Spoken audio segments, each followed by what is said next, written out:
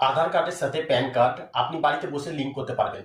31 ডিসেম্বরের মধ্যে যদি আপনি লিঙ্ক না করেন তাহলে আপনার যে প্যান কার্ডটা সেটা 1 তারিখ থেকে ল্যাপস হয়ে যাবে, বন্ধ করে দেওয়া হবে এবং 2026 আপনাদের খারাপ যাবে। পরে গিয়ে আবার আপনাকে নতুন করে প্যান কার্ড করতে হবে, মানে ঝামেলা আছে। তো তার আগে আপনি বাড়িতে বসে এখনই এই ভিডিওটা দেখার পর চেক করতে পারবেন যে আমার আধার কার্ডের সাথে প্যান কার্ড লিঙ্ক অলরেডি আছে কি নেই। যদি না থাকে তাহলে আপনি করে নিতে পারবেন বাড়িতে বসে, আর যদি থাকে তাহলে আপনাকে করতে হবে না। কি করে চেক করবেন? গুগলে যাবেন, গুগলে গিয়ে সার্চ করবেন ইনকাম ট্যাক্স।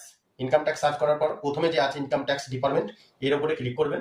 ক্লিক করার পর নিচে আসবেন, একটু বড় করে দেখাচ্ছি, এখানে লিঙ্ক আধার বলে একটা অপশন আছে, এই অপশনটাকে আপনাকে ক্লিক করতে হবে।